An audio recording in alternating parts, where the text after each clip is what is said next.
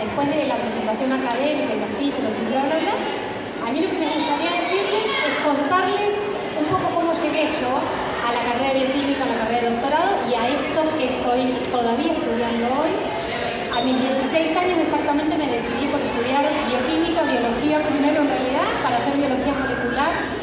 Después cambié a bioquímica porque quería entender qué pasaba dentro, porque a partir de un hecho a los 15 años de mi vida, bueno, sufrí internaciones, cirugías varias, y me daba cuenta que había algo más que la atención de los médicos, que por supuesto fue excelente en esa recuperación, algo más que me ayudó a mí a salir de ahí. Hay algo más, siempre, hoy todos lo sabemos.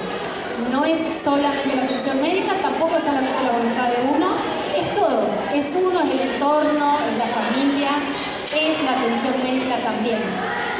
Bueno, ahí empecé bioquímica a mis 19 años, no fue al principio lo que esperaba, porque los primeros años de carrera, la verdad que son muy aburridos siempre.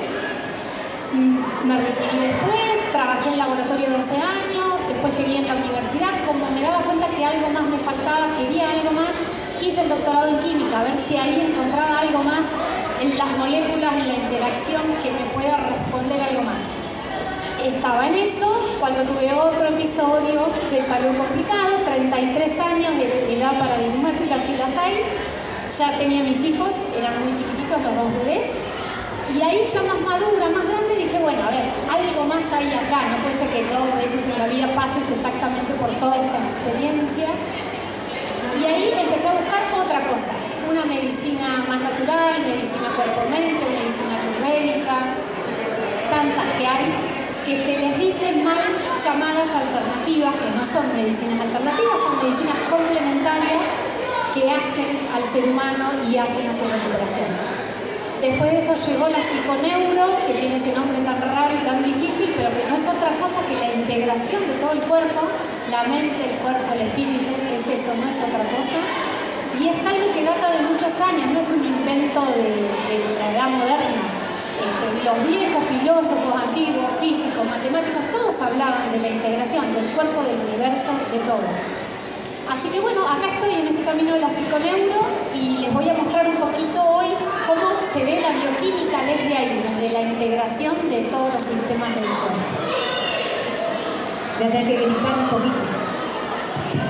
Bien.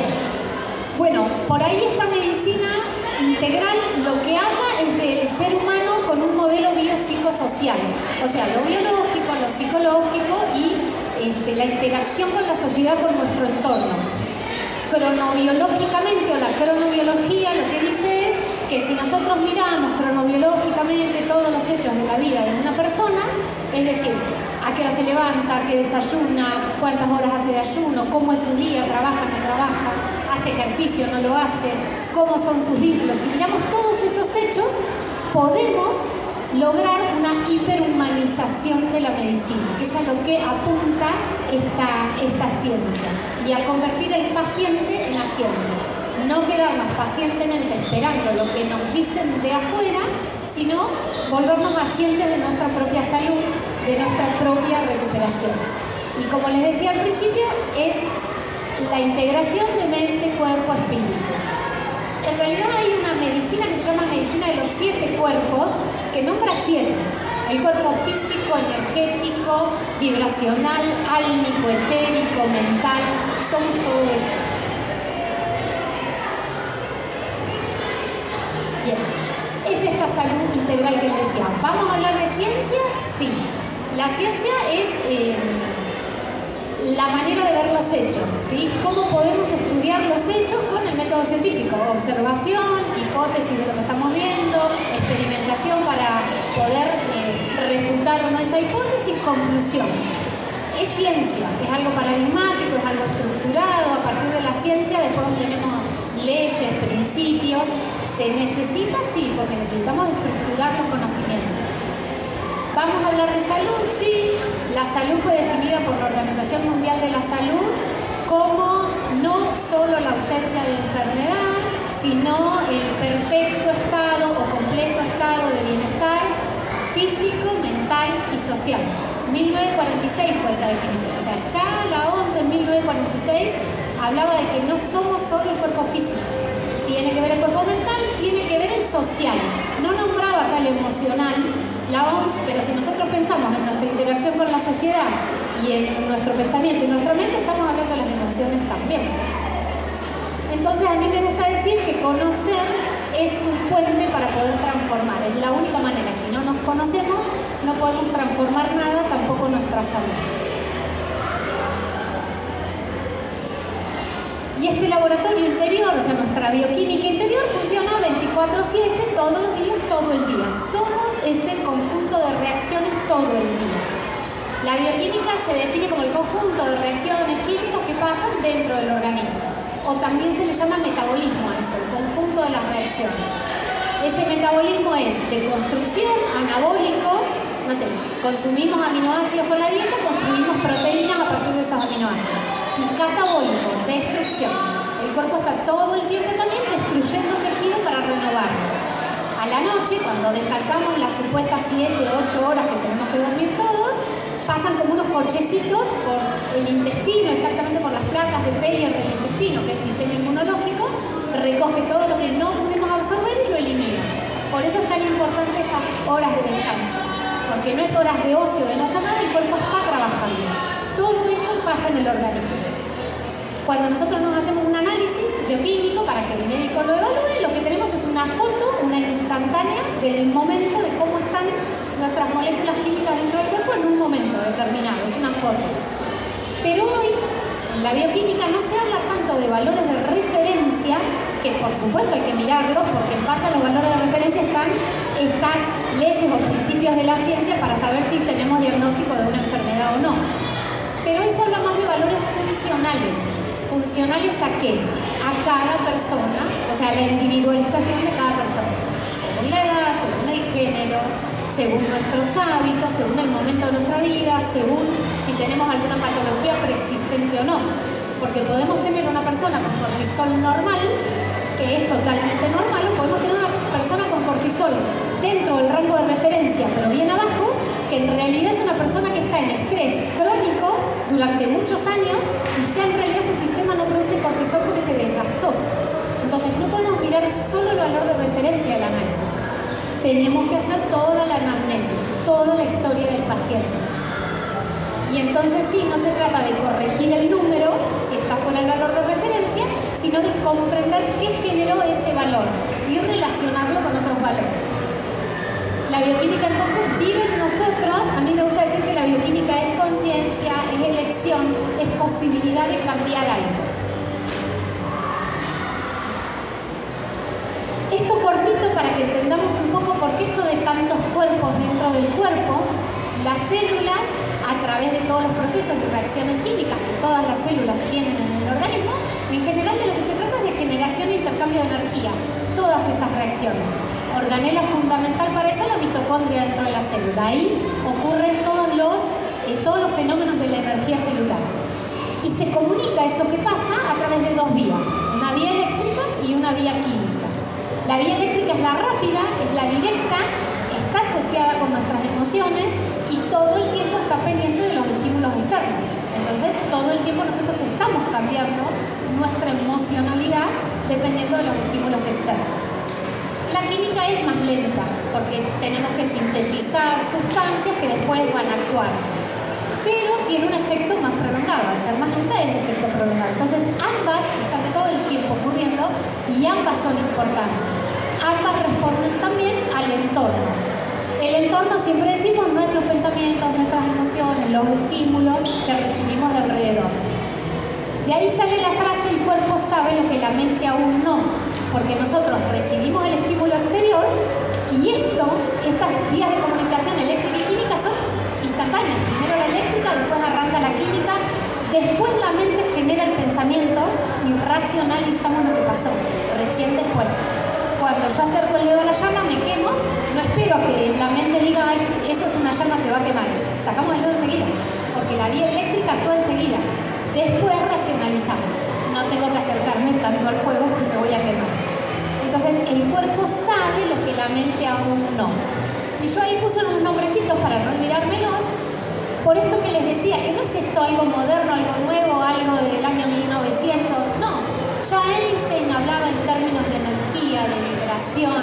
Decía, no podemos cambiar un problema con la misma mente, con el mismo pensamiento que generó ese problema, o en el mismo estado vibracional que lo generó.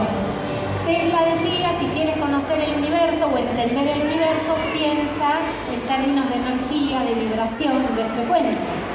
Los filósofos también, Descartes decía todo es intelecto, Pascal decía todo es emoción, y ahí estuvieron años peleándose los dos, pero Pascal decía todo es intelecto, pero fue el que describió el tercer ojo, que decía el tercer ojo es el que nos comunica con el exterior. Acá está la glándula pineal, o sea, sistema endocrino, todo está conectado. De Pascal es la famosa frase, el corazón tiene razones que la razón no entiende, porque ya ellos veían, sin demostración neurocientífica, que había algo más allá del cuerpo físico. Y Jung, mucho más acá en el tiempo, decía, hasta que no hagas consciente lo inconsciente, el inconsciente seguirá marcando tu vida y lo llamarás destino. Esa es a mí la que más me gusta.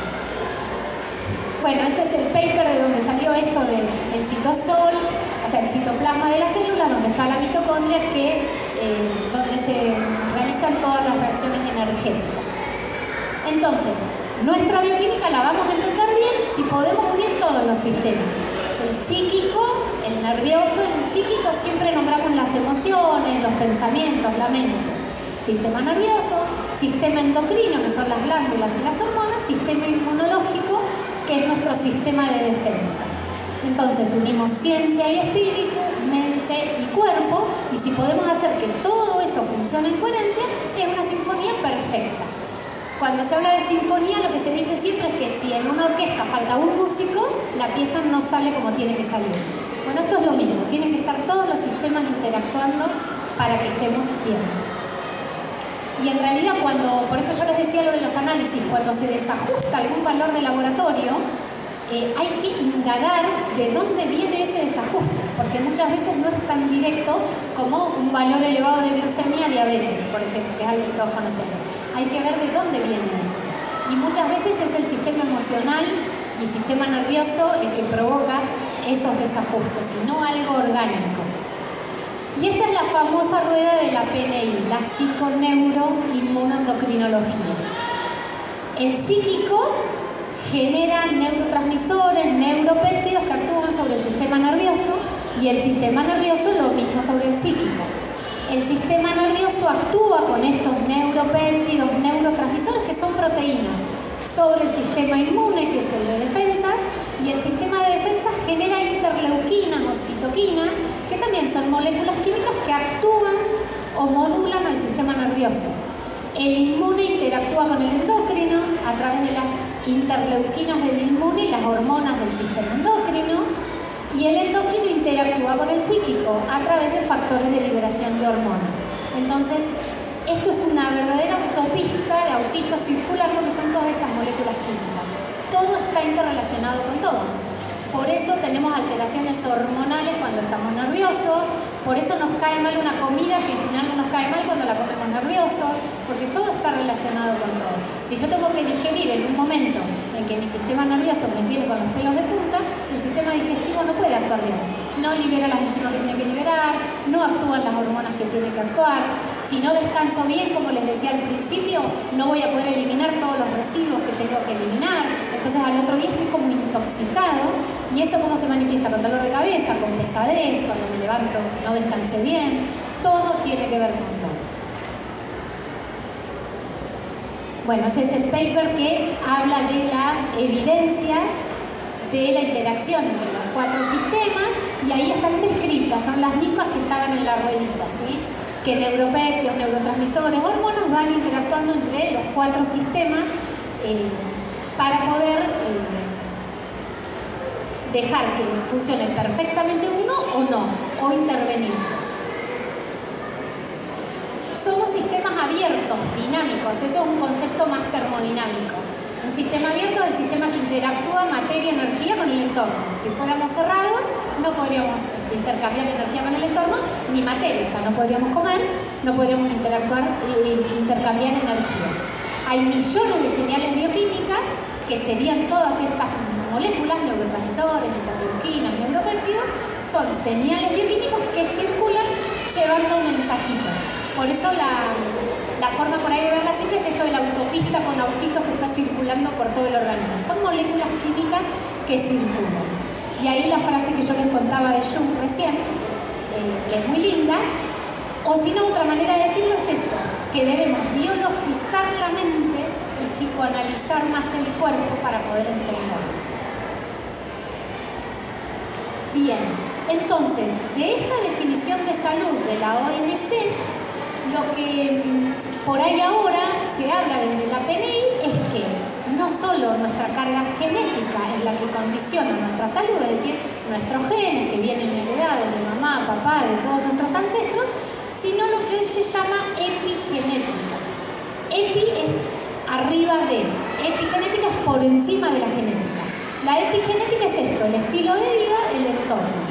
Todo lo que pasa en nuestro entorno, todo nuestro estilo de vida, impacta o influye sobre la genética. ¿Qué es lo que hace? Hace que los genes se pongan en on o en off. Los genes podemos tenerlo, podemos heredar un gen diabético de mamá o de papá, pero que ese gen se ponga en on depende de la epigenética. Hay millones de estudios y de papers publicados de hermanos gemelos que se separaron al momento de nacer y que uno expresa una enfermedad y el otro no.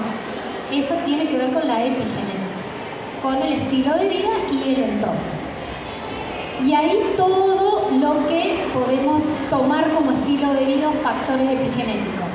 La dieta, nuestro ritmo circadiano, que es el ritmo, si nosotros vivimos con el ritmo solar, que es el ritmo que tiene nuestro cuerpo normalmente, es decir, nos levantamos a las 8 de la mañana, cuando se eleva el cortisol, que es el que nos da la energía para empezar el día, y nos vamos a dormir hacia las 8 o 9 de la noche, cuando baja el cortisol y se eleva la melatonina, que es la hormona del sueño. No lo hacemos en general, y en general nos quedamos en la cama con pantallas hasta cualquier hora. Bueno, eso afecta la secreción de cortisol, afecta la secreción de melatonina y trae un montón de consecuencias. Por supuesto, la presencia o no de enfermedades, el consumo o no de sustancias tóxicas, de droga, alcohol, tabaco, el estado económico financiero, por supuesto, ya lo sabemos, no es lo mismo una persona que vive en miseria que una persona que vive con todas las comodidades a la hora de tener hábitos saludables, eso es fundamental. Yo agregaría ahí también la educación en etapa preescolar y primaria, de cómo alimentarse, de los hábitos saludables, que falta, debería estar en todas las escuelas. El ejercicio físico, la microbiota intestinal, que hoy está tan de moda y tan nombrada, ya vamos a llegar ahí. La terapia con drogas, si tomamos alguna droga crónicamente. Las medicinas, que ahí sí dice alternativas, odio esa palabra, medicinas complementarias, pondría yo ahí. Las interacciones sociales, el estado psíquico, psicológico de cada persona. Todo eso sería la modulación epigenética, o sea, lo que el entorno hace sobre la expresión o no de nuestros genes. A mí me encantó esa imagen cuando la encontré porque es una manera de decir que podemos tejer nuestro propio ADN, cada uno con sus hábitos, su estilo de vida, y no quedarnos con un diagnóstico o con una situación en particular, como me pasó a mí en un momento de mi vida, me podría haber quedado ahí y no hubiera vuelto a caminar, por ejemplo. Uno puede salir de eso si busca la manera. Se puede. Bueno, esto es un conceptito porque más adelante lo voy a nombrar para que sepan a qué me refiero. La homeostasis es el equilibrio. La homeostasis es el equilibrio del cuerpo. Todo el tiempo nuestro cuerpo tiene parámetros que tienen que estar equilibrados. El pH del organismo tiene que estar en un valor determinado, la temperatura del organismo tiene que estar en un valor determinado, la acidez.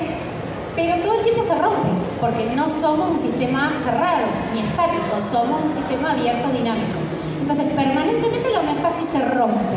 La alostasis es la vuelta, el esfuerzo que hace el cuerpo, todas las reacciones metabólicas para volver a ese equilibrio. Pero si nosotros estamos constantemente estresados, mal alimentados, sedentarios, sin hacer ejercicio, no descansamos lo que hay que descansar, esa vuelta a la homeostasis, cada vez que el cuerpo tiene que volver a la homeostasis, va acumulando lo que se llama carga alostática. Cuanto más carga alostática acumulamos, peor estamos, claramente. Y ahí enfermamos. Cuando la carga alostática supera la capacidad del organismo de volver a ese equilibrio, enfermamos. La palabra enfermedad en inglés Yo no sé si salió realmente de ahí, pero a mí me encantó esta separación. This is falta de facilidad. Falta de facilidad del organismo de volver a esa homeostasis. Cuando se rompe la facilidad para volver, nos enfermamos. Y cuando nos enfermamos es porque el cuerpo físico no puede con toda esa carga emocional, mental, energética, ¿sí? Hay algo que se rompe ahí en la armonía de esos 7 cuerpos que nombrábamos. Y vamos a ir ahora a esto de percepción de un evento, porque ¿qué pasa? Todo ese entorno que a nosotros nos impacta depende cómo nosotros lo percibimos, por lo tanto depende cómo está nuestro sistema emocional, psíquico, mental, nos va a enfermar o no. La misma situación a una persona puede enfermarla y a otra no.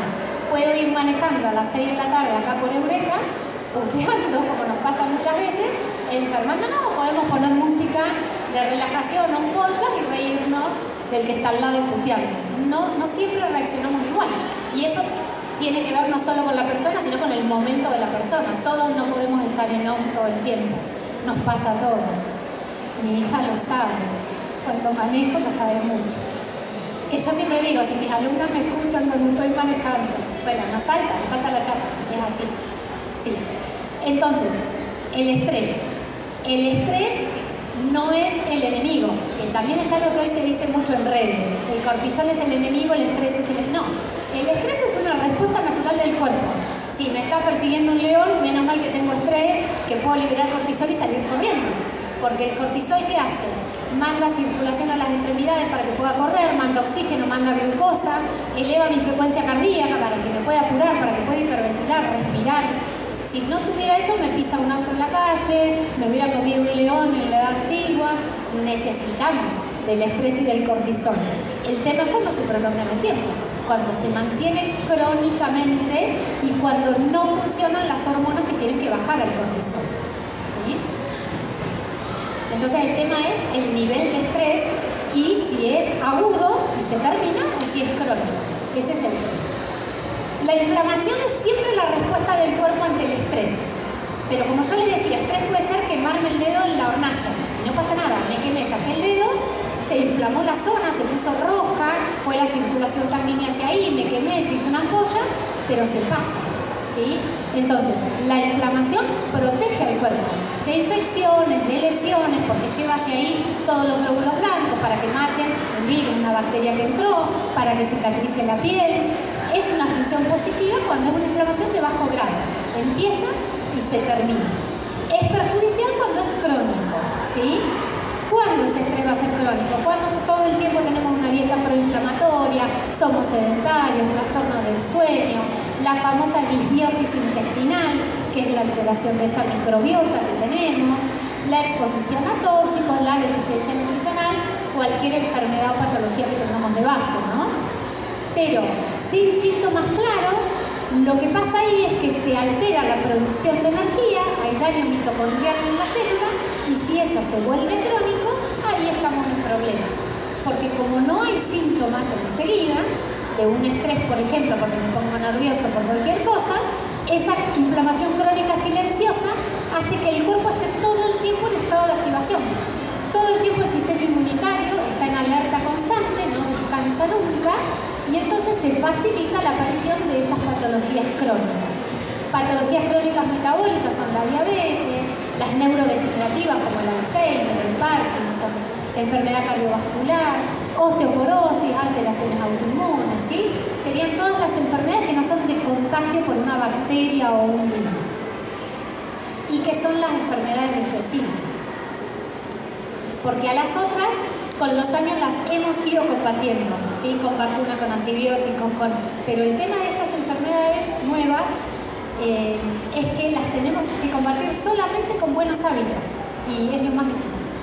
Saber eso, y no se enseña en la escuela, como yo decía, no se enseña en la escuela, no se enseña muchas veces en el consultorio.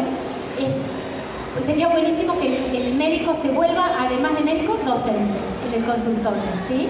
Que agregue, hay una historia del doctor López Rossetti, que es uno de los maestros de la psiconeuro en Argentina, en la formación argentina, y él dice que les receta a los pacientes cuando van, les da la receta y que el paciente mira como porque en vez de recetarles algo les ponen, no sé, acostate temprano, deja de tomar Coca-Cola, es por ahí, por ver qué hábitos generaron lo que nos pasa y después ver si necesitamos alguna acción correctiva de corto tiempo.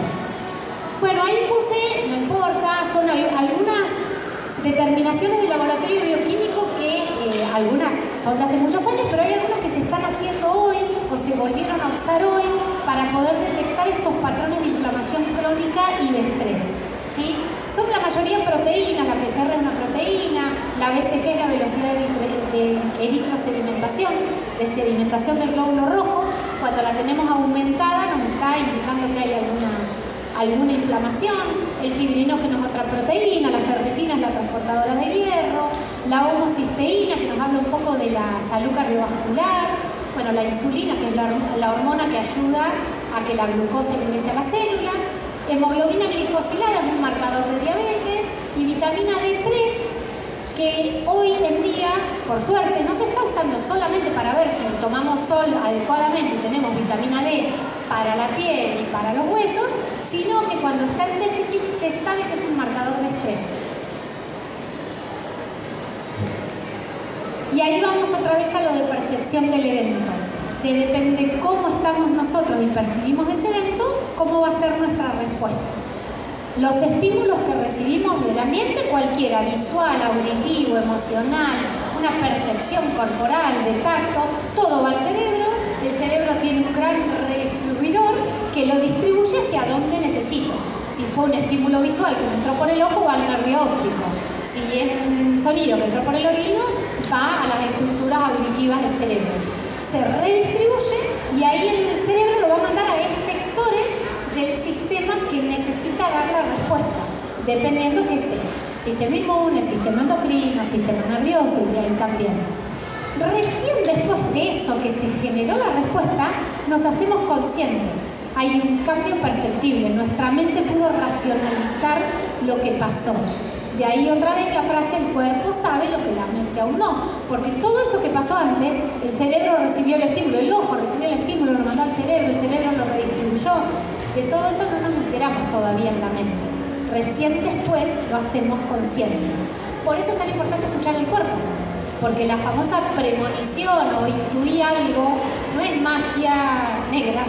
Realmente el cuerpo puede intuir. Si uno está atento a uno, el cuerpo puede intuir, ¿sí? Peligro. Podemos desarrollar la capacidad de intuir el peligro. Tenemos que estar atentos. El suceso entonces se dice que es neutro, no es bueno ni malo, sea el que sea. Nuestra maquinaria, depende de cómo lo percibe, nos va a decir si es una alarma o no. Si lo detecta como alarma, la respuesta va a ser lucha o huida. Me está corriendo un león, me va a pisar un auto, me quemé. El tema es que hoy vemos como respuesta de lucha o huida o como alarma todo, absolutamente todo. Me cambiaron de horario la novela, se me terminó la mayonesa en la helada, estamos todo el tiempo hiperestimulados con cosas. Entonces el sistema no descansa nunca.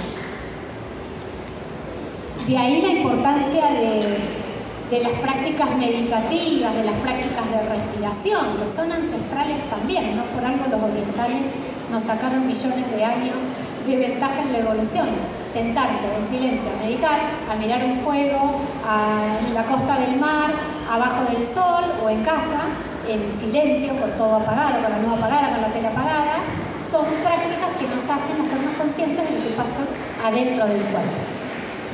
Ese es el esquema del sistema, el primero que se enciende cuando tenemos esta respuesta de lucha-huida por una alarma. Es el eje hipotálamo, hipófisis, adrenal. El hipotálamo que está en la cabeza segrega la hormona liberadora de corticotrofina, actúa sobre la hipófisis libera esa adrenocorticotrofina que actúa en las suprarrenales, que son dos glándulas que están sobre los riñones, son dos. Y esa es la que libera cortisol, adrenalina y noradrenalina. En estos últimos años el cortisol, pobrecito, rema la prensa, pero en realidad no es el culpable de todo. La noradrenalina es la primera, la que más se eleva y la que nos genera toda esta respuesta rápida.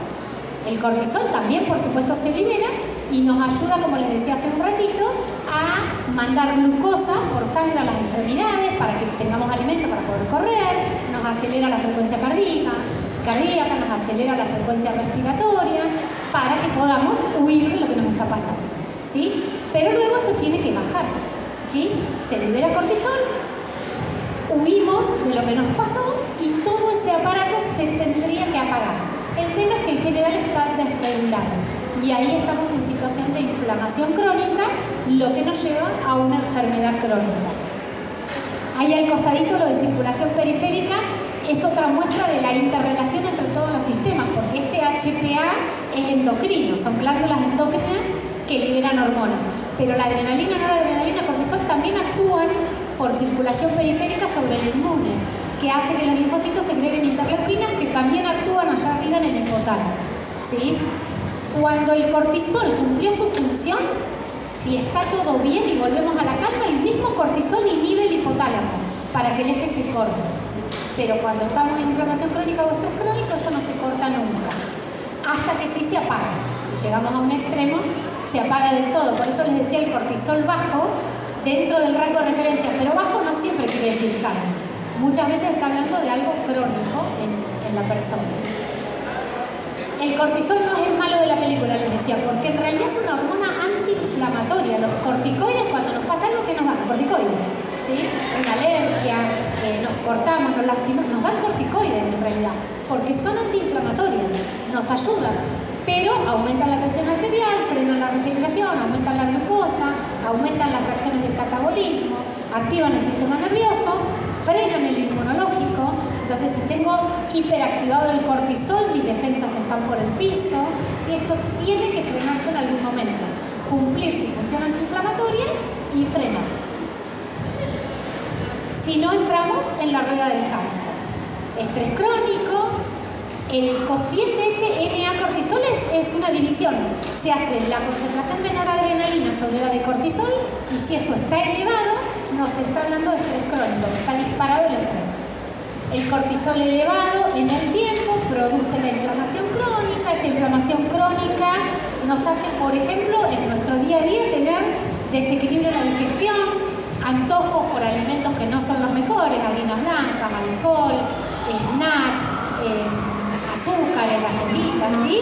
Esa sensación de hambre todo el tiempo no siempre es hambre. Hay una regla que dice, me tengo que hacer 4 preguntas cuando la panza me hace ruido. Bueno, la primera es, ¿tengo hambre de verdad? ¿Sé cuántas horas comí? Si comí hace menos de 3 horas, lo más probable es que no sea hambre. Tomar agua, porque muchas veces se confunde eso con sed. Tomar agua. Me sigue molestando pensar qué me pasó en estas últimas 2-3 horas. Tuve una situación estresante, estoy mal, me calmo, respiro un ratito. ¿Sigo con hambre? Bueno, ahí sí como. Y si voy a comer, ¿qué voy a comer? Otra cosa que siempre se dice es no ir al supermercado con hambre, porque en general, ¿qué elegimos? Todo lo que no debemos consumir. Desequilibramos nuestra alimentación, se bloquea la energía vital, porque toda esa alimentación no saludable lo que hace es eso, bloquear las reacciones energéticas dentro de la célula. Por eso tenemos pesadez, por eso tenemos inflamada la panza, por eso no podemos pensar. Neurológicamente no está bueno. Si un nene va a la escuela y está comiendo galletitas o chocolate o snacks o sanguchitos, lo más probable es que no pueda hacer cuentas de matemática correctamente, porque necesitamos comida saludable y agua. La hidratación es importantísima. Si estoy tomando gaseosa, la hiperglucemia que genera eso, o un jugo, lo mismo, hace que se bloquee la mente, no podemos pensar. Tenemos energía baja, eso nos hace más vulnerables al estrés todavía. Es una rueda, es así, hay que salir de a poquito. Ahí algo decía del laboratorio, que el laboratorio produce sustancias para sobrevivir, no para vivir. El laboratorio, ahí me refiero al laboratorio farmacéutico, ¿sí? Si enseguida que nos duele la cabeza tomamos un cañón, un paracetamol, un ibuprofeno, se va a pasar el síntoma. Pero no estoy viendo qué hay atrás de todo esto. Si es que me excedí con harinas, con azúcar, que estuve con la tele todo el tiempo, no sé, que no descansé, que no dormí, tomé el ibuprofeno y se me va a pasar, pero probablemente no cambie nada. Entonces, decimos que el cortisol es la hormona del estrés, pero en realidad las hormonas del estrés son el cortisol, la adrenalina, la noradrenalina, ¿sí? La contraparte de estas, que son las hormonas del estrés, son las que se conocen en el cine como las moléculas de la emoción por la película Intensamente, no me la acuerdo, que en realidad se hizo la película en base al libro de Candice Pert. Ella es una neurobióloga estadounidense, bióloga molecular, que descubrió el receptor opioide, es el receptor que está en la cabeza para la emociones, que son la serotonina, la dopamina, la melatonina. Cada una tiene una función importante en nuestro estado de ánimo, en la capacidad de lograr el sueño, en la capacidad de vincularnos afectivamente. La oxitocina es la hormona del amor, la hormona que se libera en el momento del parto, cuando estamos amamantando al bebé, y cuando nos abrazamos por más de 20 segundos con alguien, liberamos oxitocina. Esa es una prueba re cortita, re fácil y re linda. Estoy mal, estoy estresado, nos abrazamos 20 segundos. Con Lucre lo hacemos todos los días. 20 segundos contando, 1, 2, 20 segundos te cambia la cara, la energía. Vasito de agua y 20 segundos de abrazo. Casper dice: las emociones son el nexo entre la materia y la mente. Van y vienen entre las dos e influyen en ambas. Estos cochecitos que decíamos andaban por la autopista. Ya veo a todas mis alumnas abrazándose en la fama. Las voy a dejar 20 segundos de abrazo en cada parcial. Y ahí los 4 pilares, hay un montón, no es que son estos 4, ¿no? Pero bueno, son los 4 que sería como el choque, la acción de choque que enseguida tendríamos que hacer en el consultorio para ver cómo están los hábitos de esa persona. La alimentación, el ejercicio físico, los momentos de descanso, que descanso es las 7-8 horas de sueño profundo. Y ocio, momentos de no hacer nada, de sentarme frente al mar, sentarme frente al fuego. La mente en blanco no la podemos poner, eso es mentira, no se medita con la mente en blanco, se medita respirando y que cada vez que entre un pensamiento feo, negativo, que me estresa, decir chao, afuera, vuelvo al pensamiento positivo, y si no puedo ver ningún pensamiento positivo me pongo a contar ovejitas, me pongo a decir mi nombre, me pongo a recitar el abecedario, pero eso hace que la mente vuelva al aquí, a la hora, y que pongamos en eje todas nuestras hormonas. Y los vínculos. Somos seres biopsicosociales. Sin vínculos no podríamos funcionar. Entonces ahora, ya lo último, vamos a describir cada uno de estos pilares. La alimentación primero. Hoy se sabe que el eje intestino-cerebro es uno de los ejes funcionales del organismo. Al intestino se le dice el segundo cerebro porque tiene muchas conexiones nerviosas, en realidad es el primero. Si nos ponemos a pensar en la cantidad de metros de intestino que tenemos y la cantidad de conexiones nerviosas que hay en el intestino, mucho más que en el cerebro. La microbiota intestinal, que es este conjunto de microorganismos que están funcionales sobre nuestro intestino, que ¿qué hacen? Un montón de cosas. Producen energía, producen vitaminas, producen neurotransmisores. El 70% de la serotonina no se produce en el cerebro, se produce en el intestino. Así que imagínense lo que comemos, cómo nos altera el estado de ánimo. 70% de la serotonina se produce ahí. Ayuda a absorber un montón de minerales, calcio, hierro, por ejemplo, en el colon. Aporta genes. La parte de la microbiota que tiene un aporte genético a nuestro propio ADN se la llama microbioma. También ocurre eso, bueno, la serotonina que ya se las había nombrado. Entonces, es importante mantener sana esa microbiota. Hoy, en el primer mundo, Europa, ya se hacen análisis de microbiota. Se le pide al paciente una muestra de materia fecal, se analiza su microbiota y hay bancos, como bancos de sangre, bancos de microbiota sana. Los pacientes que tienen microbiota sana pueden donar. Y hay bancos de microbiota sana por si alguna persona tiene una enfermedad crónica, como la enfermedad de Crohn, que es una enfermedad intestinal crónica, se le trasplanta microbiota intestinal sana para que pueda salir. Es maravilloso. Algún día llegaremos. Pero por ahora lo que vamos a hacer nosotros es comer bien, de la mejor manera posible. Hay una trilogía de alimentación antiestrés que es ¿qué comemos? O sea, elegir principalmente alimentos vivos, nada en paquete, nada que esté encerrado en un paquete es un alimento sano, nada. Tienen que ser alimentos vivos, volver a la tierra, todo lo que se pueda. Mi médico de cabecera, cuando me enseñó esto, me dijo, si un paquete del supermercado tiene más de 2 o 3 ingredientes, no lo compras. Y volvés a consumir una fruta, una verdura, o sí algo que esté en el supermercado para que tenga menos de 3 ingredientes. Porque ya el cuarto es un aditivo. Esas cositas que están en las etiquetas de los alimentos, que tienen numeritos, letras, que no tienen un nombre que conocemos, son aditivos, son conservantes, cosas que el cuerpo no solo no puede digerir, muchas veces no puede eliminar y se acumulan. Así que elegir alimentos vivos, densos en nutrientes, sin etiquetas. Lo de densos en nutrientes es muy importante porque también sabemos que hoy, como están empobrecidos los suelos, tampoco una manzana nos garantiza tener todo lo que tendría que tener una manzana. O si comemos carne de vaca, sabemos que esa carne viene con nitritos, con hormonas, con pasa. La leche de vaca sabemos que está adicionada, o cualquier lácteo, con un montón de porquerías. Entonces, bueno, hay que tratar como se pueda de ir volviendo.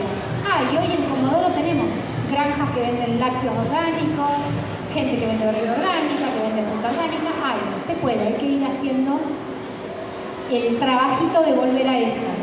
Y después, en el que, por supuesto que hay un montón de formas de dietas, hay personas que son estrictamente vegetarianas, estrictamente veganas, que son ayurvédicas, ahí cada uno con su libro.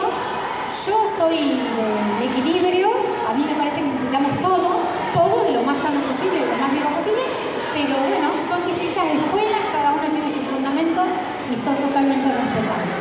Y también depende del momento de la vida de cada uno, porque hay momentos en que no nos hace mal estar 2 meses sin consumir ningún producto animal, justamente para desintoxicar. ¿Cuánto comemos? Esto que yo les decía, pensar realmente si cuando creo que tengo hambre, cuando llegamos al 80% de la saciedad, estaríamos bien. O sea, no llenarnos hasta morir, como solemos hacer. El exceso es una carga para las mitocondrias de la célula, o sea, es una sobrecarga energética para el cuerpo. La digestión se sobrecarga, por eso estamos más pesados, siempre. Y la combinación de los alimentos es toda una ciencia también. ¿Qué combinar con qué? Proteína con grasa, por ejemplo, es una mezcla que es una bomba. Si tomo alcohol, comí un asado y después me como un helado con crema, que es lo que solemos hacer los argentinos, morimos. Pero es eso, es la combinación. Podemos comer todo eso, pero no juntos, no todo a la vez. Y cuando necesitamos un tiempo sin comer para reparar, eso es el ayuno fisiológico, que ahora está tan de moda también los ayunos intermitentes. En realidad ayuno hacemos todo siempre, es el ayuno fisiológico. Cenamos a las 10 de la noche, 9 de la noche, nos vamos a dormir, nos levantamos a las 8 de la mañana, recién comemos algo. Todo ese tiempo es el ayuno fisiológico que el cuerpo usa para reparar, que el intestino usa para eliminar tóxicos. Después, en determinadas circunstancias, alguna persona en particular puede necesitar un ayuno más prolongado, de 17 horas, sé que se hace, pero no sé, después hay cuestiones un poco agarradas en los pelos, como se levantan con 17 horas de ayuno, van al gimnasio, hacen una clase de HIIT en ayuna y vuelven a la casa recién a desayunar. Bueno, ahí lo dejo para cada uno, que lo charle con su médico, con su nutricionista, con su psicólogo. Yo creo que esas cosas en realidad son extremos que estresan más al cuerpo. Las puede necesitar una persona en particular, un deportista de alto impacto para una carrera en particular, por ejemplo, o porque necesita un físico-culturista en un momento determinado desarrollar más un músculo que otro, comerse 7 huevos a la mañana después de hacer 17 horas de ayuno. No sería lo óptimo para una persona común cualquiera normal. En realidad, con las 12 horas de ayuno que deberíamos hacer, cenando a las 8 de la noche, desayunando a las 8 de la mañana, el cuerpo puede trabajar correctamente. Si estamos impulsivos, es decir, en modo de alarma, en modo supervivencia, el cerebro deja que el cortisol elija qué vamos a comer. Y en general ahí la que juega es la dopamina, porque la dopamina es la hormona del placer inmediato. Entonces me voy enseguida a un snack, a un chocolate, a algo que no me hace bien, a las harinas, siempre. El cortisol, cuando está elevado crónicamente, estimula la grelina, que es la hormona del hambre. Entonces, más cortisol, más hambre me da. Pero es así, estamos ansiosos y queremos comer, nos pasa todo el tiempo. ¿Qué queremos comer? Harinas, todo el tiempo.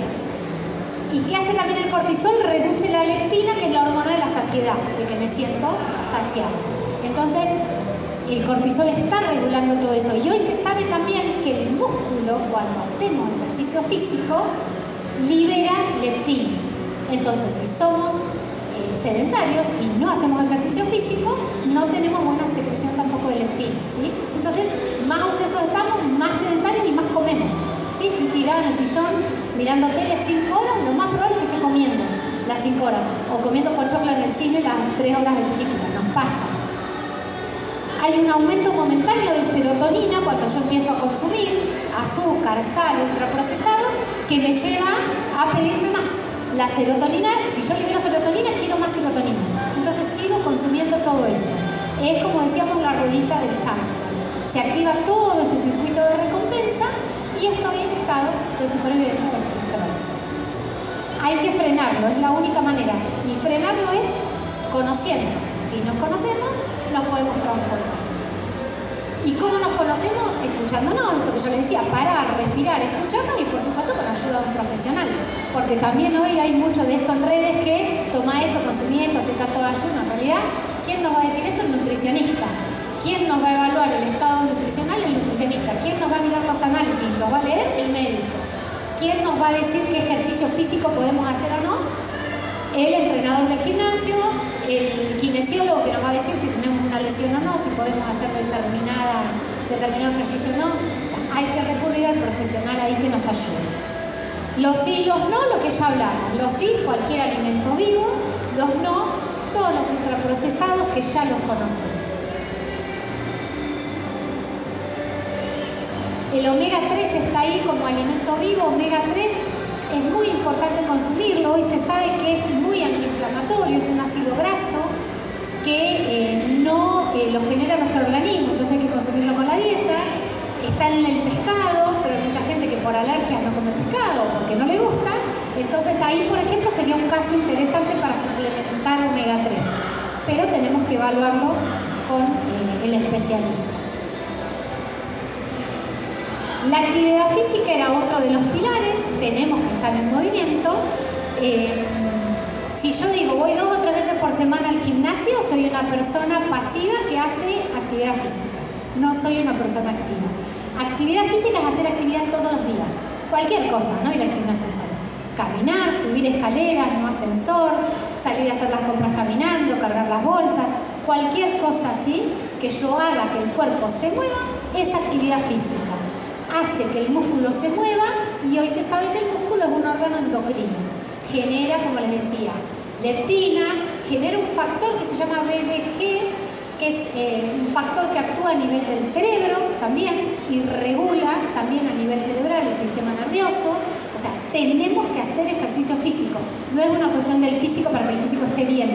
Es una cuestión del sistema nervioso, del sistema endocrino, de mejorar la digestión. Modula todo el eje del estrés, el eje HPA que recién hablábamos, mejora la sensibilidad de la célula a la insulina. Podemos tener una concentración normal de insulina segregada por el páncreas, pero nuestras células no la pueden recibir bien porque somos sedentarios y no hacemos nada de actividad física. La actividad física, sabemos, mejora la calidad del sueño. Si me cansé, voy a dormir mejor. Reduce la sobrecarga sobre el sistema nervioso.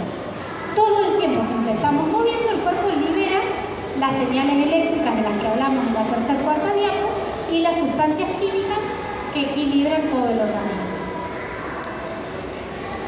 Respetar nuestro ciclo circadiano, nuestro reloj circadiano, que es esto: levantarnos cuando sale el sol, acostarnos cuando se oculta el sol, porque a las 8 de la mañana el cuerpo segrega el cortisol, a las 7, 8 de la noche se segrega la melatonina. Si se altera, es terrible. O sea, si yo estoy toda la noche despierto, no se va a segregar bien melatonina, no se va a segregar bien cortisol al otro día a las 8 de la mañana. Y como ya hablamos durante toda la presentación, se desregula todo con el cortisol alterado. La melatonina se empezó a usar en los últimos años como fármaco, es de venta libre, se vende hasta en las dietéticas. Bueno, ahí habría que tener un poquito de cuidado, ¿sí? Porque si bien es de venta libre, está muy bueno hacerse primero un análisis, mostrárselo al médico y ver cómo está todo mi eje. Porque si yo tomo melatonina, pero sigo consumiendo harina y ultraprocesado, me sigo quedando con el celular hasta las 3 de la mañana y soy sedentaria y no tiene mucho sentido. Le estoy metiendo una pastilla más al cuerpo y nada más. Entonces, respetar nuestro reloj circadiano y exponernos al sol. Sería ideal todos los días salir al sol 15 minutos, 20 minutos a la mañana, cuando el sol está saliendo, porque podemos gestionar mejor nuestro cortisol matutino, ¿sí? Cosa que nos pasa poco más en estas latitudes y porque uno en general se levanta y sale a trabajar y sale en el auto y no se expone al sol. Entonces, por ahí lo que sí podemos hacer es, si nos lo permite el trabajo, pequeñas pausas activas, que me levanto a la computadora, me levanto al escritorio, me ayuda a moverme, estirar brazos, estirar glúteos, estirar piernas y lo hago afuera, tomando sol. ¿Sí? Un ratito, 5 minutos, 10 minutos, cambia, me va a cambiar la concentración de vitamina D también en el organismo, me va a cambiar todo mi eje del estrés. psicosocial, ¿sí? Somos seres biopsicosociales. Es un moderador de la resiliencia, ¿sí? La resiliencia es la capacidad de sobreponernos a una situación complicada. Cuanto más apoyo tenemos, mayor capacidad de resiliencia. Esto lo sabemos. Los vínculos son fundamentales, ¿sí? Estudios hechos en hospitales, en casas del niño, en lugares donde hay personas que no reciben estímulo o vínculo. Si va alguien a leerles un cuento, a abrazarlos 20 segundos por día, se nota después en la concentración de las hormonas, en los análisis, en la recuperación de cualquier patología, de cualquier enfermedad. La resiliencia nos ayuda a tener más creatividad, que es otro pilar importantísimo. La creatividad es algo natural del ser humano, tenemos que estimularla. Cualquier experiencia artística, cualquiera que sea, no hace falta que seamos pintores. Que nos sentemos a dibujar, que nos sentemos a pintar una mandala, que nos sentemos a escribir algo, que nos pongamos a sacar una foto, que cualquier actividad, que nos pongamos a tocar un instrumento, a cualquier edad que nunca lo haya hecho en mi vida, que vaya a clases de canto, cualquier actividad artística ayuda a disminuir el cortisol, ayuda a tener vínculos saludables, ayuda a la resiliencia. También hay estudios hechos en hospitales con pacientes internados crónicamente, llevarle un instrumento musical, llevarle lana y agujas para tejer y enseñarle a tejer. Cualquier actividad creativa nos ayuda a sanarnos de una situación estresante. Porque somos seres biopsicosociales, o sea, podemos modular nuestro ADN, poner en on los genes que queremos poner en on y en off los que no, a través de toda la ruedita, pero ahora sería la rueda saludable. Buena nutrición, pensamientos saludables, creencias positivas, que también es otra frase muy hecha de redes sociales, las creencias positivas, del coaching ontológico, pero en realidad es, si yo cambio mis creencias, mis pensamientos, estoy cambiando mis emociones y estoy cambiando mi estado de ánimo. Las emociones, los sentimientos, el alimentarnos saludablemente, los tóxicos ambientales, si podemos resguardarnos lo más que podamos de agroquímicos, de tóxicos ambientales, todo el estilo de vida, el distrés, que sería como este estado todo el tiempo de estar en estrés. Todo lo que ya hablamos, poder gestionar nuestras emociones. Vamos a poder si estamos en estado de calma. Si estamos en estrés no podemos gestionar nada. La espiritualidad nos ayuda, la vida sustentable y ecológica nos ayuda. Sabemos que salir al jardín a regar una plantita, plantar algo, ya nos calma el contacto con la tierra, es un estímulo súper positivo. La escucha activa en casa, a nuestro familiar, a nuestro ser querido, a nuestro amigo, a nuestros alumnos, sentarse, mirar a los ojos a una persona y escucharla, ya calma su sistema nervioso, su sistema que está hiperactivado. La flexibilidad, eso es todo. Flexibilidad emocional, flexibilidad metabólica, ser flexibles ayuda a que no nos rompamos, ¿sí? Cuanto más rígidos estamos, más fácil nos quebramos como cualquier material. La resiliencia, la creatividad. Bueno, creo que ahí ya terminamos. Yo les puse una frase que a mí me encantan. Hay un proceso energético que se interrelaciona íntimamente con los procesos bioquímicos, moleculares y epigenéticos, y los bloqueos en la circulación de cualquiera de esos sistemas, el bloqueo en la energía, que también va a producir bloqueos que ocasionan alteración en la biología y enfermedades. Resignificar lo que nos pasó o lo que nos pasa es la manera de activar nuestro potencial para poder cambiar cualquier hábito que es no saludable, ¿sí? Cualquier hábito no saludable, así no sea elegido por nosotros, sea de la afuera. Yo puedo elegir correrme de ahí, ¿sí? De un lugar que no me hace bien. Si podemos resignificar nuestra historia, podemos a partir de ahora hacer algo mejor, siempre. Cambiar mi territorio interior y mi espacio ayuda a cambiar la percepción de los eventos. Si yo ya estoy en estado de calma, voy a percibir de otra manera y mi sistema va a estar más calmo. A nivel molecular y epigenético, surgen los cambios necesarios para recuperar el estado de bienestar derivado de la integración de todos estos sistemas. Creo que ahí ya está. Gracias.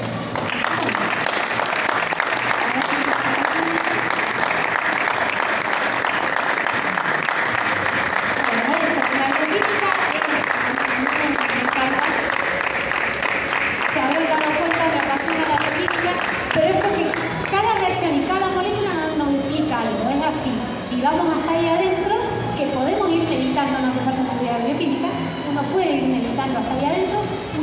qué es lo que le pasa y cómo va a reaccionar. Bueno,